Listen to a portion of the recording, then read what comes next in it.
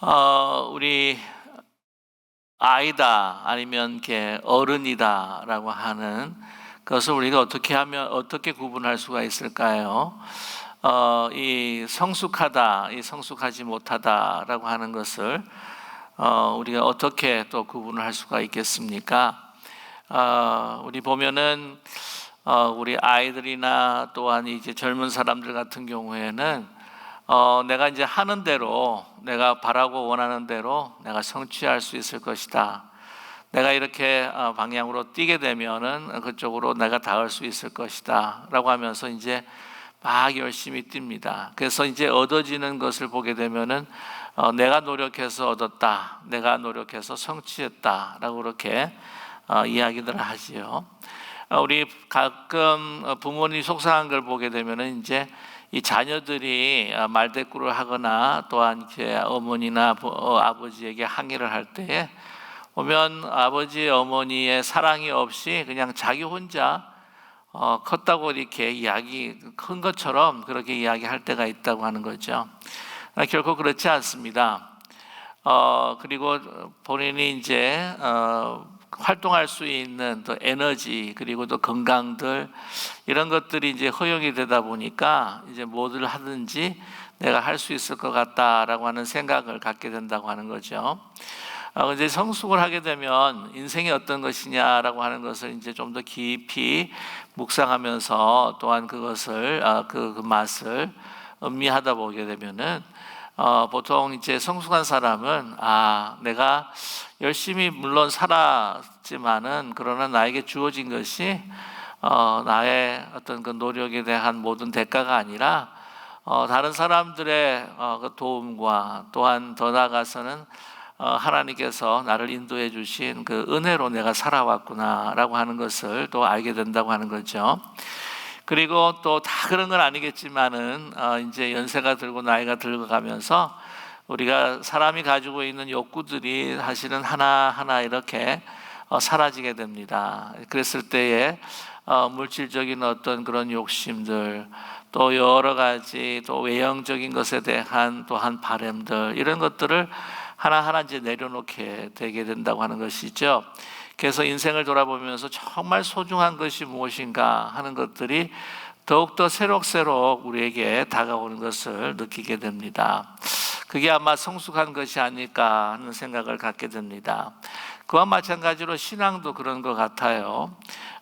내가 이 공로주의라고 하는 것, 그 빌립보서에서 바울 사도가 그 경계하기를 원했던 이 유대주의자 같은 경우에는 내가 얻었고 또한 내가 가지고 있는 그 외형적인 조건 또 내가 그 율법을 행함으로 인해서 얻는 그 모든 의의들 자기 중심적이고 자기 공로고 또한 행위로 통해서 내가 의로워진다라고 하는 그것은 참 유치하고 정말 아이 같은 그러한 생각이다라고 하는 것을 말해주는 듯 합니다. 자기도 그랬다고 하는 것이죠. 참 보면은 참 부질없다라고 하는 생각을 갖게 된다고 하는 겁니다.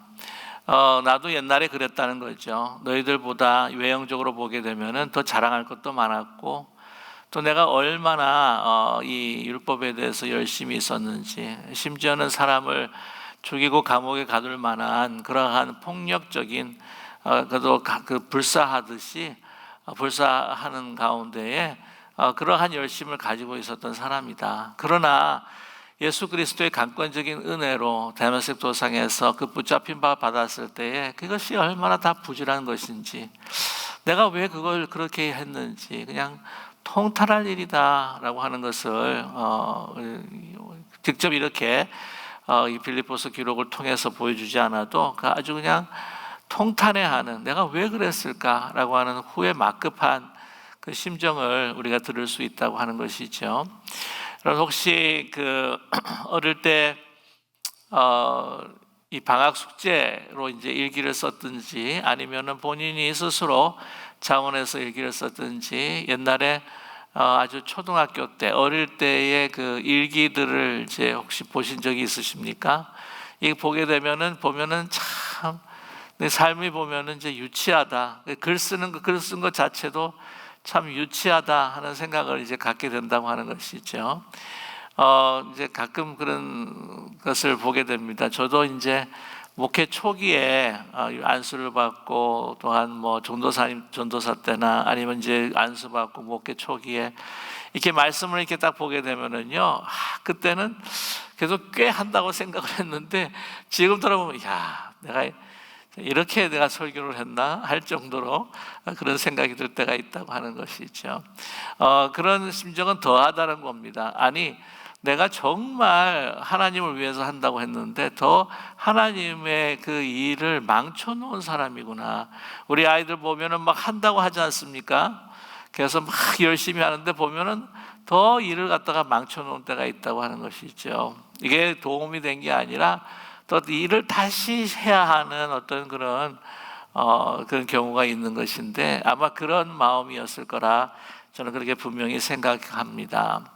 자, 그래서 이제 그 모든 외형주의를 자랑하고 또한 이 공로주의, 자기가 노력을 해서 또한 율법을 따라서 내가 의를 얻을 수가 있다. 이 육체의 할례를 통해서 이런 행위를 통해서 나의 그 육신의 흔적을 통해서 예수 그리스도의 의가 완전해지고 내가 구원받는 것이 더 온전해진다라고 하는 거 다 부질없는 이야기다라고 하는 것을 바울은 이야기하고 계십니다. 그러면서 그런 모든 것들은 이제 다 내려오고 해로 여기고 어떻게 한다고죠? 정말 예수 그리스도를 아는 것, 그것이 가장 고상한 정말 지식인데 그것은 바로 그 부활의 권능을 알기를 원하고 또한 부활의 권능과 함께 예수 그리스도의 그 십자가의 그 죽음, 그 고통과 아픔들을 함께 알기를 원한다고 그렇게 말씀하지 않으셨습니까? 우리 지난 토요일 날 그 이야기를 했는데 이 그 부활의 그 권능이라고 하는 것, 그것은 정말 실제적으로 자기가 하나님을 알지 못하고 예수님을 정말 알지 못했구나. 난 죽은 자와 같은 사람이었구나. 그러나 주님을 만났을 때 내가 완전히 정말 다시 살아나는 이 부활이라고 하는 것은 예수님께서 이제 재림하실 때에 우리가 완전한 그 영광에 이르는 부활체로 부활하는 것, 그 전에 먼저 우리의 그 영혼이 이제 부활하는 그 능력이죠. 그래서 진정한 진리가 무엇인지, 생명이 무엇인지를 알게 되는 막 이 눈을 보지 못했다가 눈이 막 뜨이는, 닫혔던 그 완악한 마음이 이제 열리는. 그래서 뭐 하늘이 정말 삶에 있어서 새 하늘이 정말 내 앞에 열리는 그러한 그 경험을 했었던 그 바울. 이것이 정말 생명이구나. 그 전에 생명을 생각하고 싶지 않았던, 예수님을 만나기 그 전에, 그 은혜로 만나기 전에는 내가 하나님을 위해서 일한다지만 정말 진노의 자녀였구나. 불순종의 아들이었구나. 그 전에는 정말 생각해보기 원치 않는, 그냥 생각하면 진절머리가 나는, 그래서 그것이 다 그냥 분토처럼 여겨지고 그냥 쓰레기처럼 여겨져서 다 버리고 싶은 그러한 그 놀라운 그 부활의 그 권능, 그것을 앞을 향하여서 나에게 그 은혜로 입혀주실 그 영화의 순간까지를 바라보면서 그 목표를 향해 그리스도를 향해서 그 나아가는 것, 그것이 성숙한 삶이라고 하는 거죠. 그래서 그러한 삶을 정말 너희들도 함께 살아가기를 원한다라고 하는 그런 말씀이 오늘 15절에 담겨 있습니다. 오늘 말씀 보게 되면 그러므로 누구든지 우리 온전히 이룬 자들은 이렇게 생각할지니라고 이렇게 이야기하는데, 여기서 이제 온전히 이룬 자, 온전히 이루지 못했는데 왜 온전히 이루었을까라고 이렇게 의문을 하시는 분들이 계실 겁니다. 이 온전히 이룬 자라고 말하는 것은 뭐냐면은요, 텔렐로이라고 해가지고, 이 텔렐로이는 두 가지의 해석이 있습니다. 한 가지는 이제 온전하다라고 하는 해석을 할 수가 있고요. 또 하나는 이제 성숙하다. 제가 지금까지 말씀을 드렸던 이 성숙한 믿음, 그러한 사람들을 이야기한다고 하는 것이죠. 그러니까 외형적이고 공로주의적인 육체의 그 흔적으로 나의 노력으로 그 의를 얻게 된다라고 하는 아주 유아기적인 유치한 이 생각을 이제 버리고 은혜로서 내가 정말 그 부활의 권능을 알기를 원하고 그것을 향해서 달려가는 이 성숙한 그 이룬 자들, 그죠? 그것이 내가 노력해서 이룬 것이 아닙니다. 그것은 바로 예수 그리스도의 그 은혜로 내가 여기까지 온 거라는 거죠. 그것을 알게 됐다고 하는 겁니다. 그래서 이 성숙한 자들은 이렇게 생각하는, 바울이 이야기했던 것까지, 지금까지 말씀드렸던 이것까지 다 이렇게 생각할지니, 만일 어떤 일에 너희가 달리 생각하면, 너희들이 이렇게 생각하지 않는다고 하면 그래도 포기하지 말아라. 왜냐하면 하나님이 이것도 너에게 나타내시리라. 그래서 막 책망하지는 않습니다. 내가 아직도 그런 성숙한 자리에 머물지 못하고 정말 은혜로서 모든 것을 이룰 수 있다라고 하는 것을 알지 못한다고 한다면, 하나님께서 나에게 나타내 주신 것처럼 나타내 주실 것이다, 가르쳐 주실 것이다. 그러니 인내하고 견뎌라고 하는 말이 함축적으로 암시되어 있다고 생각합니다. 자, 그래서 그러면서 16절에 다시 한번 이야기하죠. 오직 우리가 어디까지 이르렀든지 그대로 행할 것이라 라고 이렇게 말씀합니다. 오직 우리가 어디까지 이르렀든지, 우리가 어떤 사람들이에요? 이러한 바울이 이야기하고 있는 그 은혜로서의 그 부활의 권능을 체험하고, 또한 그 부활의 권능을 통해서 이제 영화에 이르기는 그 표대, 예수 그리스도의 표대를 향해서 이제 나아가는 이 모든 것을 알고 있는 사람들, 자, 어떻게 해요? 그대로 행할 것이라 라고 이렇게 이야기합니다. 이 16절 말씀도 좀 이해하기가 좀 힘들어서 제가 이것을 좀 풀어서 말씀을 드리면, 그대로 행할 것이다 라고 하면은 토 아우토 스토이케인이라고 이렇게 이야기를 해요. 그 말은 뭐냐면은 이 본질을 따라서 행해야 된다라고 하는 것입니다. 그러니까 이 바울과 같이 이제 방향은 바로 잡았습니다. 그 은혜로서 내가 살아가고 있다고 하는 것, 부활의 권능을 알고 영화의 과정까지 이렇게 쭉 이제 영화의 마지막 결과까지 이제 달려가는 우리의 그 행로에 들어서 있는 사람들, 그 어느 믿음에 담겨 있든지 간에 상관없이 이제 그대로 행하라는 거죠.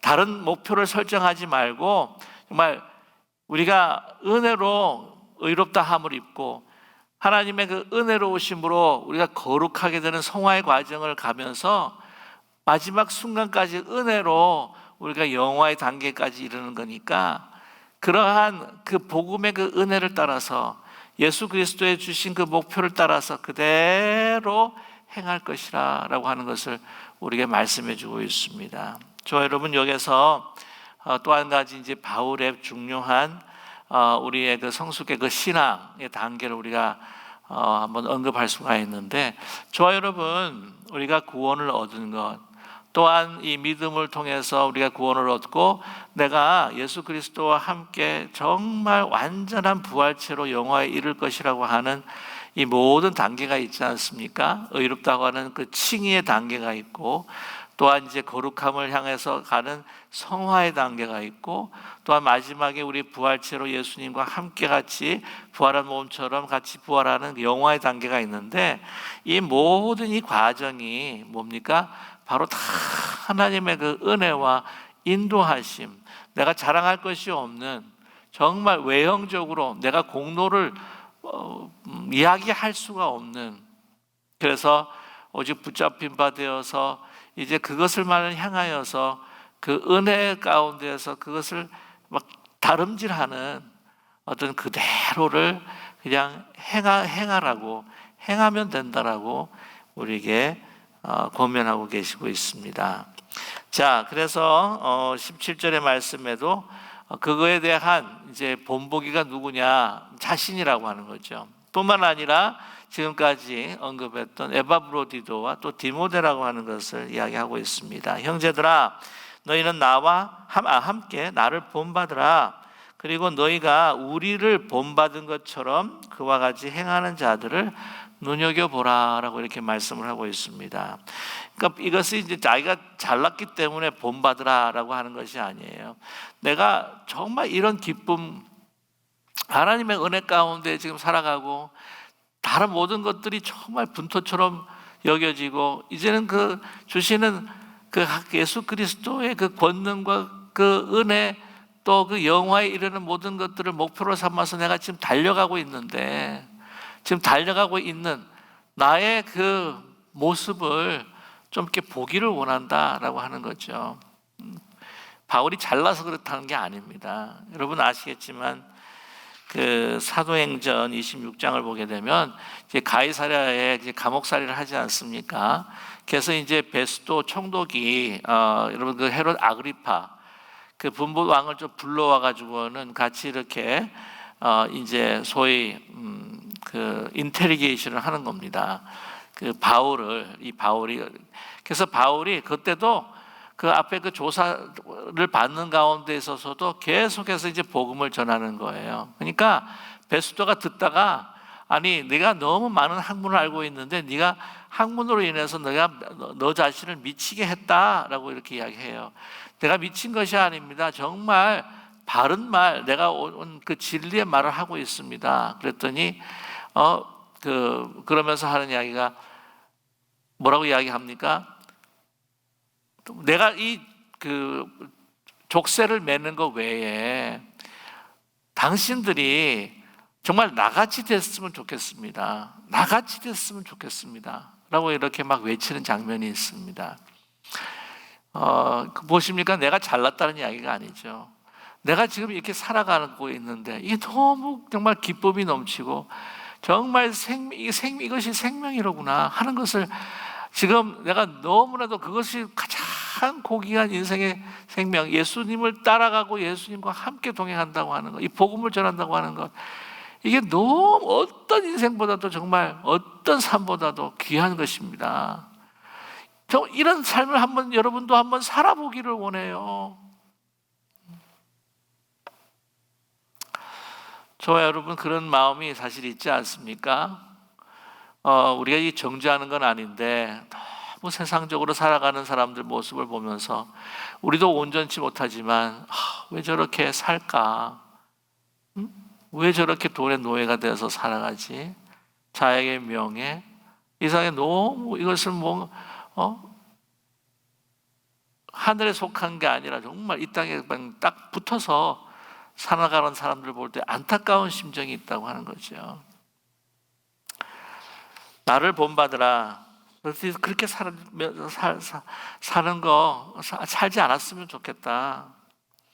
그러면서 에바브로디도 그리고 디모데를 너희들이 본받은 것처럼 너희 주위에도 이렇게 은혜 가운데 진정한 복음 안에서 주시는 그 사명을 따라서 그 하나님의 그 천성을 향해서 목표를 향해 나아가는 사람들이 있을 텐데 그 사람들을 좀 이렇게 눈여겨보아라. 다른 사람들 신앙이 더 성숙해가고 더 이렇게 은혜 가운데 정말 그 사랑을 나누고 베풀고 하는 그 사람들을 봐라.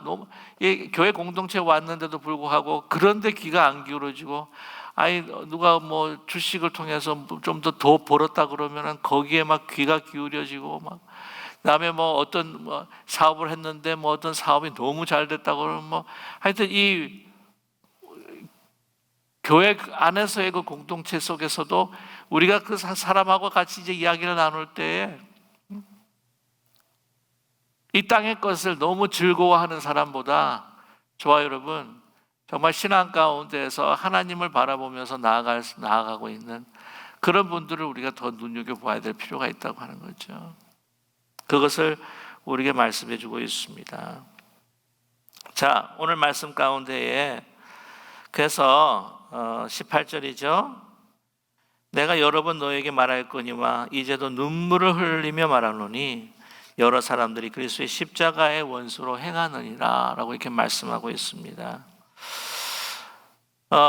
눈물로 너희들에게 말한다고 하는 거죠. 뭐냐면 여러 사람들이 그냥 원치 않게 이제는 그 예수 그리스도의 그 은혜 또한 그 생명의 그 복음에 반대해서 여러분 그 유대주의자들 이야기하는 그러한 그 육체의 외형적인 그 행위를 통해서 그 의의를 얻게 되는, 그것은 완전히 그 반복음주의다, 비복음주의다라고 하는 것을 말씀해 주고 있습니다. 그렇게 행하고 있는 사람들을 볼 때마다 정말 눈물을 흘리는 이 바울의 모습을 우리는 발견하게 됩니다.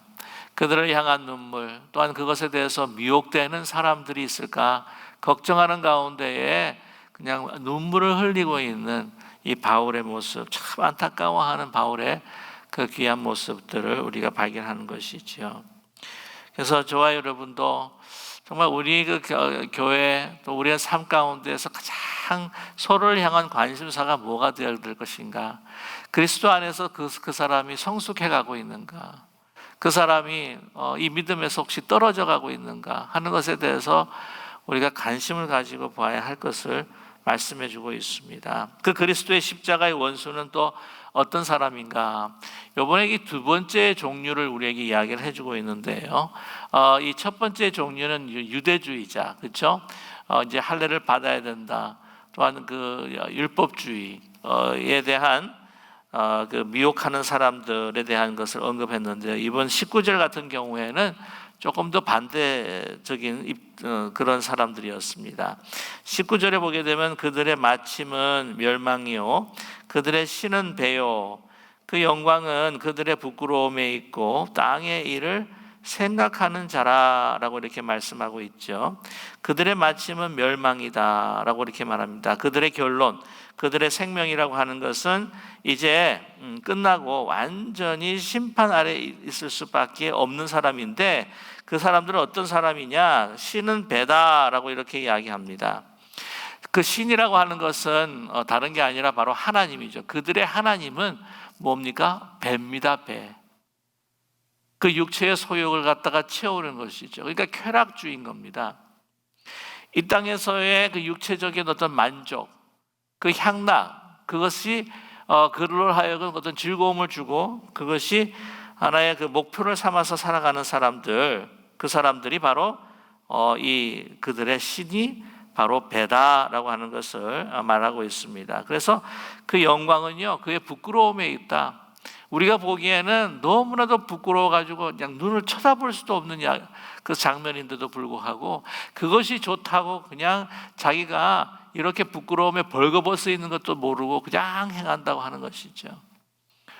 이거는 그때 당시 로마 제국 가운데 있었던 그 모든 많은 그 도시들, 헬라 그 도시들 사이에서 이제 행해졌던 여러 가지 그 음란함과 또한 이 우상 숭배 그 제단에서 일어나는 이 것들을 뿐만이 아니라 그것을 파생되어서 나오는 모든 그 도덕적인 어떤 방임과 또 이 부도덕한 모든 것들을 우리에게 이야기하고 있다고 하는 것이죠. 보게 되면은요, 이 사람들 이 삶의 그 기준이라고 있는데, 어떻게 저렇게 이야기할 수가 있지? 그러니까 보면은 이 세상 사람들이 어떤 도덕적인 기준을 가지지 못하고요. 하여튼 돈만 벌 수만 있다면, 자기가 원하는 것을 취득할 수만 있다면, 이 사람에 대한 어떤 생명을 귀하게 여기지도 아니하고, 이 정직, 어떤 거짓, 뭐 이것을 뭐 상관하지 않고 그냥 아무렇게나 그냥 이야기하고 있는 이 세상 사람들의 그 이야기를 듣다 보면은요, 어떻게 저렇게 이야기할 수가 있지? 이거 정말 돈이라면 다구나. 명예라고 하면 다구나. 뭐 정치인들 가운데서도 보면은 아니 자기가 부끄러운 건지도 모르고 그냥 하여튼 뭐 이걸 정치를 잡겠다고 한다면 그냥 아무 말이나 그냥 내놓는, 사람을 갖다 그냥 비방하는 것도 그냥 쉽게 비방하고 그냥 소름이 끼칠 정도로, 아니 어떻게 저렇게 이야기할 수가 있지? 나 같으면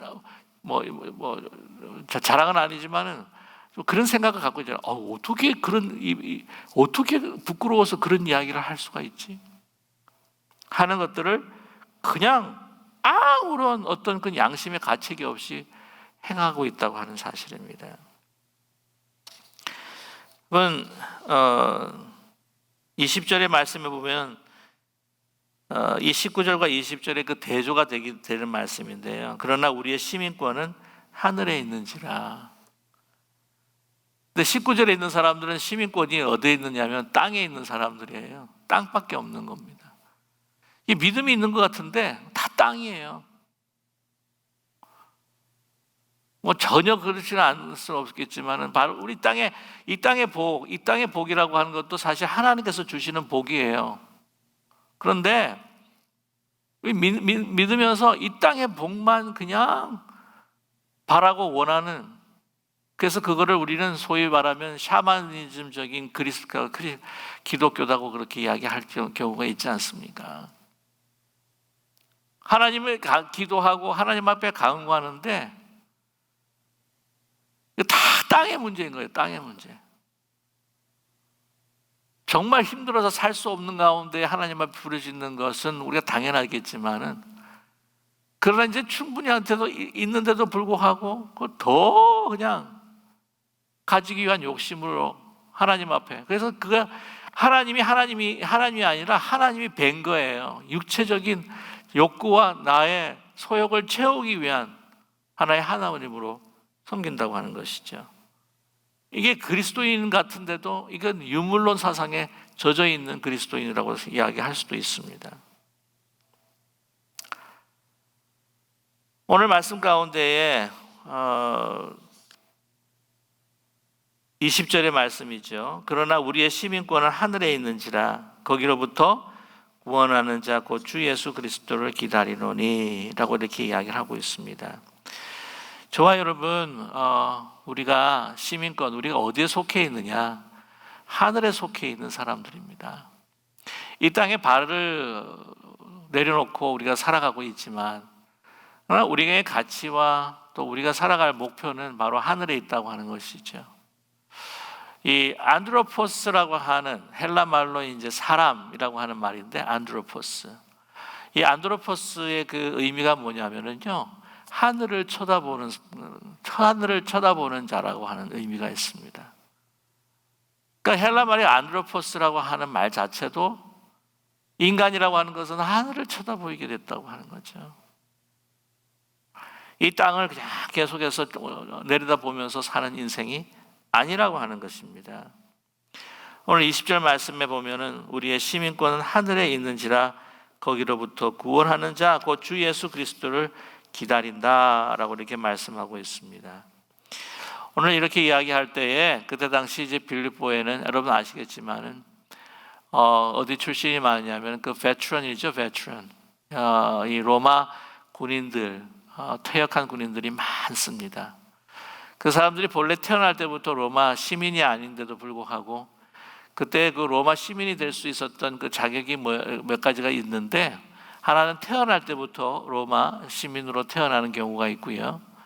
또 한 가지가 뭐냐면은 이 로마 그 군인으로, 이방인 사람인데 로마 군인으로서 21년간 복역하고 퇴역을 하게 되면은 시민권이 주어집니다. 많은 금들과 함께 그 말이죠. 또 한 가지는 이제 돈으로 사는 겁니다. 그래서 아시겠지만 바울이 로마 시민권자죠. 그 바울이 어떻게 해서 로마 시민권자가 됐을까라고 했을 때 추측하건대 아버지가 굉장히 부유했던 것으로 추정이 됩니다. 그래서 아버지가 시민권자로 그 시민권을 샀을 것이다. 그래서 그 아버지 밑에 태어난 그 아들 이 바울이 로마 시민권이었을 것이다. 근데 이제 로마 시민권자가 이제 되면은요, 많은 이제 혜택이 사실은 주어집니다. 그래서 우리 뭐 한때 한국, 뭐 지금도 막 그렇겠지만 한때 막 한국 그 분들 가운데 막 이 미국 시민권을 갖다가 취득하기 위해서 그렇게 얼마나 많이 애를 쓴 적이 있습니까? 그 미국 시민이라고 하는 것은 뭐 하여튼 세계의 뭐 시민권이다 뭐 그렇게까지 이야기할 정도였으니까요. 그 로마 그가 그 지배했었던 그 모든 그 지역들을 이제 보게 되면은 반은 노예였다고 합니다. 반은. 그 다음에 이제 그 나머지 반 중에 반이 로마 시민들이었대요. 시민권자들이었고, 그 다음에 이제 그 남은 반이 이제 자유인들이었는데, 이 로마 시민권자들이 또한 자유인들을 통해서 이제 노예들을 많이 이제 또 컨트롤했다고 합니다. 근데 그 호민관들이 본래 그 선출을 받기 위해서 이 뇌물을 사용할 때도 이렇게 그 로마 시민들한테 이 노예를 갖다가 이렇게 그 뇌물로 줄 때도 좀 많았었고요. 그 로마 시민이 되게 되면은 최소한도 그 국가에서 두 사람의 노예를 붙여줍니다. 적어도 두 사람을. 그래서 이 두 사람을 통해서 이제 다른 일들을 하게 되고, 어떤 때는 또 돈을 벌기도 하기도 하고, 또 일을 하면서 그 노예들을 다 일시키고 또 필요한 것들을 다 그 노예를 통해서 공급받으면서 어떻게 해요? 이 로마가 사실은 좀 향락에 빠지는 그런 경우가 이 역사에 있었다고 하는 것이죠. 그때 당시 이제 로마 시민권이라고 하는 것이 얼마나 대단한지 모릅니다. 여러분 아시겠지만 사도행전 이제 16장을 이제 보게 되면은 이제 바울이 그 실라와 함께 그 빌립보 감옥에 갇히지 않습니까? 그 나중에 이제 옥문이 막 열리고 또 이렇게 지진이 일어나면서 도망하지 아니하고 그 간수를 이제 구해줍니다. 근데 그 다음 날 이제 그 상관으로부터 이제 소식이 오는 거예요. 이제 그냥 방면해도 된다, 그냥 나가도 된다. 그랬을 때 뭐라고 항의하냐면은, 아니 내가 시민권자인데 하니까 그 간수가 화들짝하게 놀랍니다. 어떻게 신문도 안 해보고 이런 절차도 안 보내고 어떻게 감옥에 보낼 수가 있느냐. 그리고 이제는 감옥에 가다 놓고 나를 이렇게 그냥 나보고 그냥 나가라고? 그럴 수는 없다. 그 사람들을 하여금 나를 데려가서 이 모든 일들을 다 알기를 원하니까 좀 데려가라고 그렇게 이야기를 해라. 그렇게까지 이야기를 합니다. 여러분 아시겠지만은 그 로마 시민권자이기 때문에 그 열심당원이었던 그 유대 사람들에게 죽음을 피하고 이제 로마로 호송되는 그런 사건들도 있었지 않았습니까?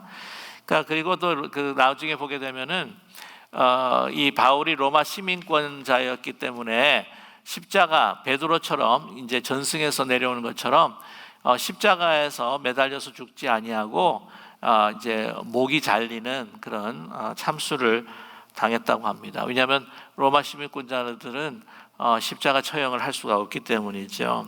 그런 이야기가 있습니다. 그래서 로마 이 시민권자라고 하는 것은 엄청난 것인데, 그거보다도 우리 믿는 사람이라고 하는 것은 어디에 있느냐? 바로 하늘에 우리가 시민권이 있다라고 하는 것입니다. 이 하늘의 시민권자라고 하는 그 의미는 무엇일까요? 영원히 변하지 않는 생명을 누리는 사람들이다라고 하는 것을 우리에게 말씀해 주고 있습니다. 그러면서 이 땅에서 우리가 시민권자를, 하늘의 시민권자를 갖고 있기 때문에 무엇을 기다리냐? 하늘에서 다시 재림하실 예수님을 기다린다는 것이죠. 우리는 또한 시민권자이기 때문에 이 땅에서 살아가면서 있어서 우리가 해야 할 이러한 그 시민으로서의 의무들을 다 해야 되겠지만, 그걸 넘어서서 우리는 하늘의 시민권자이기 때문에 그 하늘의 시민권자로서 우리가 해야 할 모든 가이드라인과 또한 그 법을 따라서 우리가 살아가야 된다. 그 법이라고 하는 것은 무엇이냐? 하늘의 시민권자의 법이라고 하는 것은 바로 은혜와 사랑, 하나님을 사랑하고 그 하나님을 사랑을 중심으로 이웃을 사랑하는 것이 우리의 법이라는 거죠. 높은 가치의 법이 바로 우리 하늘의 시민권자들에게 주어졌다라고 이렇게 말씀하고 있습니다. 자, 그랬을 때에 예수님을 기다리고 우리가 기다리면서 이 땅에서 그럼 우리가 천국을 누리고 살아가는 거예요. 저와 여러분 혹시 그런 아시죠? 우리 한국 분들도 이게 와가지고는 코리아타운을 이제 형성하기도 하고, 우리 중국 사람들도 오면은 여기서도 중국타운 이렇게. 이디오피아 사람들 같은데도 우리도 좀 해주십시오. 이디오피아 공동체다. 저와 여러분이 교회라고 하는 것은요, 하늘의 시민권자를 두고 있는 사람이 이 땅에 하나님의 하늘나라, 이 땅에 하나님의 나라를 세워가는, 그러면서 이제 이 모든 땅이 정말 하나님의 완전한 땅, 새하늘과 새 땅이 되도록 되는 그 날을 위해서 우리가 그것을 기다리며 그 날이 올 것이라고 하는 것을 사랑과 섬김을 통해서 주신 이 하늘의 가치와 법을 통해서 그 복음을 통해서 이 땅에 사람들에게 전하면서 그 구원의 복음을 전하면서 살아가는 그러한 귀한 공동체인 줄로 분명히 믿습니다. 그럴 때 이제 주님 오실 때 어떻습니까? 21절이죠. 그는 만물을 자기에게 복종하게 하실 수 있는 자의 역사로 우리의 낮은 몸을 자기 영광의 몸의 형체와 같이 변하게 하시리라. 여러분, 이 부활의 권능, 부활의 생명이 이제는 막 fully 완전해지는 그 날이 온다는 거죠. 오늘 말씀 보면은 이 보세요. 낮은 몸, 우리의 낮은 몸을 자기의 영광의 몸의 형체로 바꾸시는 거예요. 여러분, 우리 낮은 몸이라는 것이 어떻습니까? 이 땅에서 우리가 시민권자로 살아가고 있지만 육신을 가지고 있기 때문에 막 고통도 있고 아픔도 있고 우리 가운데 질병도 있고 그렇지 않습니까? 슬픔도 있고 또 뿐만 아니라 우리의 어떤 영적인 완전해지기를 원하는데 우리 가운데 아직도 영적인 어두움이 있어서 이 바울의 사도의 고백을 보게 되면 내가 원하는 일을 내가 원치 않는 일을 하고 내가 원하는 일을 갖다가 하지 못하는 어떤 아직까지도 완전히 완성되지 못한 우리의 그 영혼에 대한 그 갈등이 이제는 다 사라지고 모든 영적인 결핍과 육적인 결핍이 다 사라지는 예수 그리스도의 그 부활체처럼 우리도 함께 그 영화의 그 순간으로 들어가는 그것이 우리에게 이제는 임하게 될 것이다. 그것을 바라보면서 이 땅에서 살아가는 사람들이 바로 저와 여러분이라고 하는 사실을 잊지 않는 우리 모두가 되기를 간절히 원합니다. 그래서 우리가 하늘을 바라보면서 하늘의 가치를 두고 살아가는 것이죠. 우리가 막 땅만 보다고 살아가면 땅만 보고만 살다 보면 이제 하나님 주님께서 오시는 그날을 기다려야 될 텐데 그날이 오는 것이 두려워지는 거예요.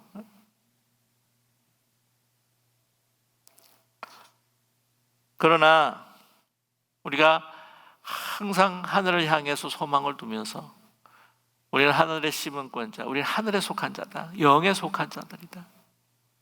그래서 이 땅의 법을 넘어서서 정말 하늘의 법으로 하나님 앞에 영광을 돌리며 하늘의 빛을 그 영원한 생명의 빛을 이 땅에서 비추고 살아가는 저와 여러분 우리 기쁜 우리 교회가 되시기를 간절히 소망합니다.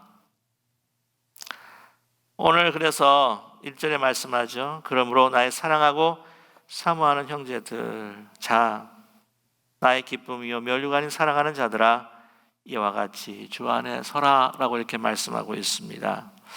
자, 한번 보십시오. 이 1절이요. 3절과 그러니까 3장과 4장으로 이제 분리가 되어 있는 부분이기도 하지만 이 연결되어 있는 부분입니다. 그러므로예요. 우리가 하늘의 시민권을 가지고 있다. 이제 우리 낮은 몸을 그리스도의 그 영광의 그 몸으로 변하게 해 주시는 그날을 기다리는 우리가 천국의 시민권을 가지고 있기 때문에 그러므로 나의 사랑하고 사모하는 형제들 나의 기쁨이요 면류관인 사랑하는 자들아 이와 같이 주 안에 서라라고 이렇게 말씀하고 있습니다. 이 주 안에 서라라고 하는 것은 두 가지 의미로 우리가 받아들여야 할 필요가 있습니다. 주 안에 서라라고 하는 것은 이제 예수님께서 오시는 그날 우리가 영화의 몸으로 같이 이렇게 완전한 부활체로 쓸 때에 우리가 주 안에서 함께 이렇게 서 있는 그 장면을 우리가 상상해 볼 수가 있습니다. 또 한 가지가 뭐냐면 이 주 안에 서라라고 하는 그 말씀은요 스테케테라고 하는 말인데 스테코라고 하는 말인데 이것이 이 땅에서 이제 전쟁이 일어났을 때 우리가 함께 영적인 전쟁을 싸우는 그래서 공격이 들어올 때에 이 수비 태세를 가지고 우리가 수비 자세로 딱 함께 같이 서는 그 스테코라고 하는 단어를 사용하고 있다고 하는 것이죠.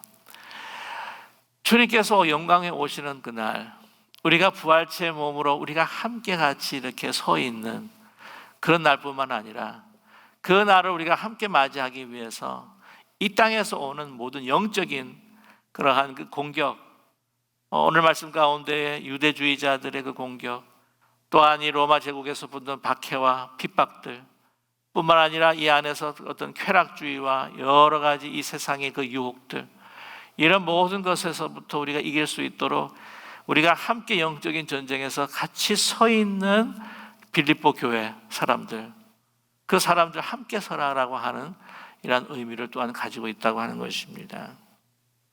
자, 그러면서 그 사람들이 보세요. 그런 사람들이, 그 빌립보 교회 사람들이 뭐예요? 나의 사랑하고 사모하는 형제들. 내가 감옥 안에서도 너를 위해 부르짖고 가서 너희들을 만나고 싶은 사모하는 형제들. 나의 기쁨, 당신이 나의 기쁨이라는 거예요.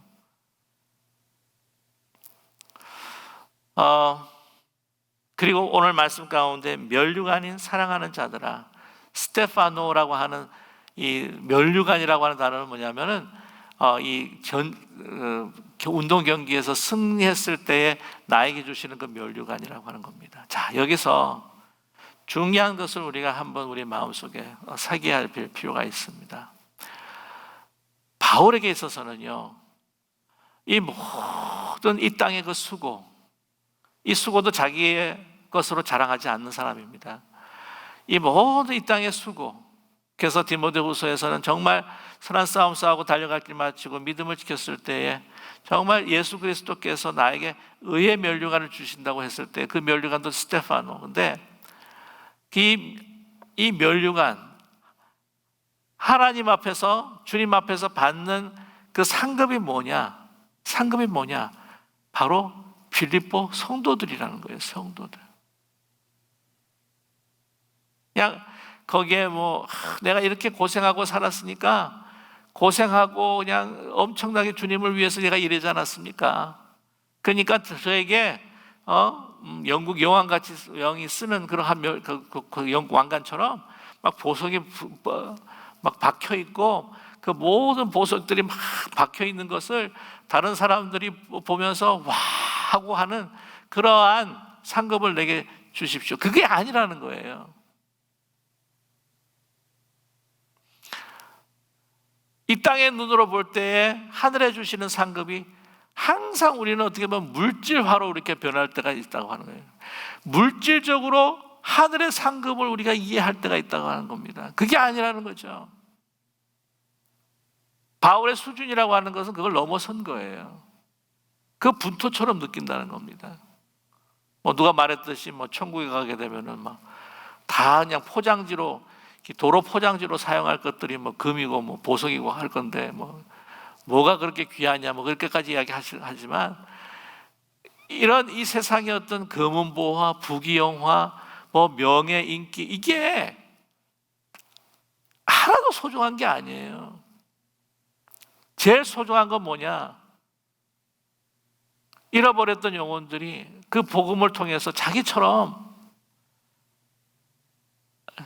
그 믿음을 통해서 구원을 얻게 되고 또 그 구원을 통해서 시작한 그 삶이 이제는 영화에까지 이르러서 내가 전한 복음을 통해서 그들이 구원을 얻고 예수 그리스도 앞에서 나와 함께 같이 이 사랑의 관계로 정말 부활체로 서 있는 그들, 내 믿음의 형제 자매들, 그들이 내게 주신 하나님의 상급이다. 여러분, 사실 유치한 믿음이 그런 거죠. 항상 모든 하나님께 주신 그 복을 물질화시킨다는 거예요. 성숙한 믿음은 그 물질을 떠나서 더 높은 가치를 통해서 내가 그 기쁨을 얻고 생명, 이 땅의 어떤 물질보다도 더 소중한 새한 생명을 살리는 것, 한 생명이 살림에 있어서 기쁨의 눈물을 흘리는 그 눈물이 바울에게 있어서는 이 땅의 제일 큰 다이아몬드보다도 더 소중한 것으로 받아들이는 그러한 아름다운 천국의 상급을 그런 기대하고 있다고 하는 것을 우리가 잊지 않는 우리 모두가 되기를 간절히 소망합니다. 여러분 잘 아시겠지만은 유물론이라고 하는 거 있잖아요. 유물론. 인간도 그렇고 모든 것들을 다 이렇게 물질화 시켜가지고는 그 물질화로 가치를 따지는 거. 이게 이제 유물론이 아닙니까? 이게 공산주의가 유물론이에요. 그런데 우리 그리스도인들도 하나님께 기대하는 그 축복과 상급을 다 물질로만 이렇게 모든 것들을 계산한다고 생각한다면 이게 소위 말하면 기독교의 유물론이라는 거예요.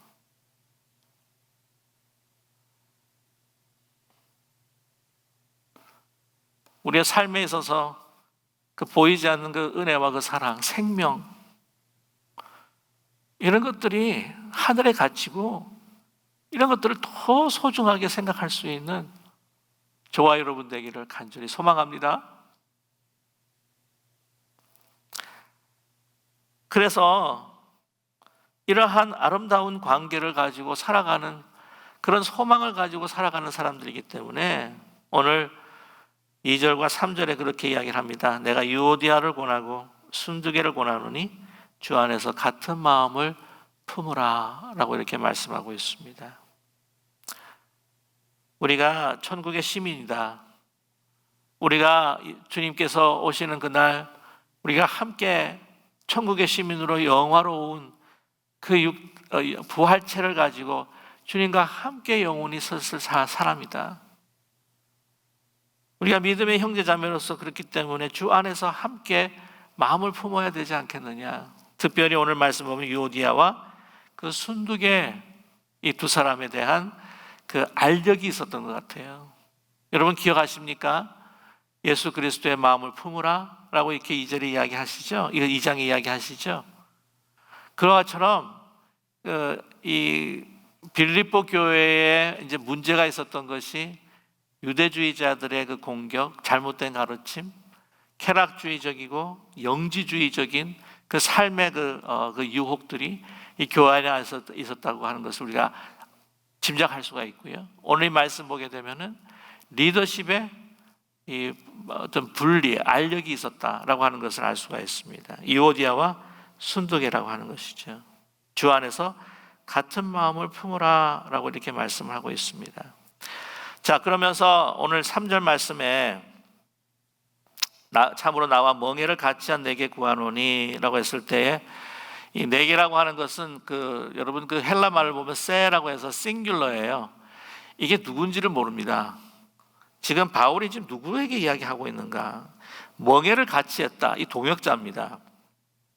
이 동역자인데 어떤 동역자인가? 이 동역자를 이야기할 때에 쉬즈께 이 멍에를 같이 맨다. 이 소가 이렇게 두 소가 같이 갈 때 이렇게 하는 멍에 아시죠? 쉬즈케라고 하는 이 단어를 잘 쓰질 않아요. 썼던 것이 어떤 거냐면은 이제 고린도 그 구절을 제가 확실히 이야기하지만 그 믿지 않는 사람과 결혼할 때에 대해서 그 바울이 뭐라고 말하면 이렇게 이야기하죠. 믿지 않는 자와 멍에를 같이 하지 말아라 라고 이렇게 이야기를 합니다. 그런 가운데 이 멍에라고 하는 것으로 인해서 어떤 분은 뭐라고 이야기하냐면은 이거 바울의 와이프가 아니냐 뭐 이렇게까지 이야기했는데 그건 아니고요. 이 바로 누구냐? 어떤 이들은 빌립보 교회를 세웠던 여러분 잘 아시는 루디아 자주장사 루디아일 수도 있다. 아니면 에바브로딜일 수도 있다. 근데 학자들도 이게 누구인지를 정확하게 핀포인트를 하지를 못하고 있습니다. 근데 이 네 개라고 하는 것이 이제 싱귤러이기 때문에 말하자면 이게 한 사람이에요. 이게 누구인가라고 하는 것을 아직까지도 이게 좀 비밀스러운 걸로 되어 있는데 아무튼 그 사람입니다. 그러나 빌립보 교회에 아주 영향력이 있는 지도자라고 하는 것을 알 수가 있어요. 그래서 그에게 구합니다. 복음에 나와 함께 있었던 저 여인들을 돕고 아마 유오디아가 순두개가 막 이렇게 싸우고 이렇게 할 때에 많이 교회가 힘든 가운데 있는데 이 가장 영향력이 있는 지도자에게 그 여인을 좀 도와줬으면 좋겠다. 그리고 글레멘드가 누구인지는 정확하게 나타나 있지 않습니다. 이 글레멘드, 이 초대 교부였던 클레멘트였다라고 이렇게 이야기하는데 그렇지도 않고요. 이 글레멘드가 누구 있는지를 우리도 정확하게 알 수가 없습니다만 그 위에 나의 동역자들을 다 도와달라. 뭐라고요? 3절에 그 이름들이, 그 이유가 뭐냐면 그 이름들이 생명책에 있느니라. 이 생명책은 무엇입니까? 하늘의 생명책이라는 거죠. 이 하늘의 생명책이라고 하는 것, 왜 우리 모두가 요디아도 그렇고 순두개도 그렇고 글레멘드도 그렇고 또한 모든 동역자들, 우리 모두 동역자들이 하늘의 생명책에 기록되어 있는 누구다? 하늘의 시민권자들이다. 예수 그리스도께서 재림하실 때 우리가 다 함께 같이 서 있을 사람이다. 그러니 왜 작은 우리 인간적인 어떤 그 갈등을 통해서 우리가 마음이 갈라질 수가 있느냐? 우리는 본질적으로 같은 사람이다. 하늘에 속한 사람이다. 우리가 영원히 함께할 사람이다. 그래서 어떤 분이 그런 이야기를 하잖아요. 주님 재림하시고 난 다음에 우리가 다 영원토록 같이 살 텐데 좀 이렇게 보기 힘든 사람 그 전에 그냥 다 이렇게 화해하는 거 좋다. 왜냐하면 천국 가서 영원히 볼 테니까 얼마나 미안하겠냐. 뭐 그런 이야기까지 하시는 분들이 계시는데 중요한 것은 저와 여러분 이 땅에 소소한 것들의 차이를 넘어서서 우리는 천국의 시민권자예요. 그 천국의 가치를 가지고 사랑과 섬김, 하나님의 그 부활의 권능을 우리가 체험했고 또 그 부활의 그 권능의 완전한 그 능력을 우리가 체험할 사람이라고 하는 것을 우리가 잊지 않고 이 땅에 조그마한 것들을 차이점들을 다 내려놓고 하나님께서 주신 천국의 시민권자로서 이 땅에서 주신 하나됨의 사명과 또한 이 복음을 가지고 이 세상에 나아가서 그 생명과 그 은혜와 하나님의 사랑을 전하는 그러한 우리 기쁜 우리 교회 그리고 믿음의 공동체 또 이 가족들이 되시기를 주님의 이름으로 간절히 축원합니다.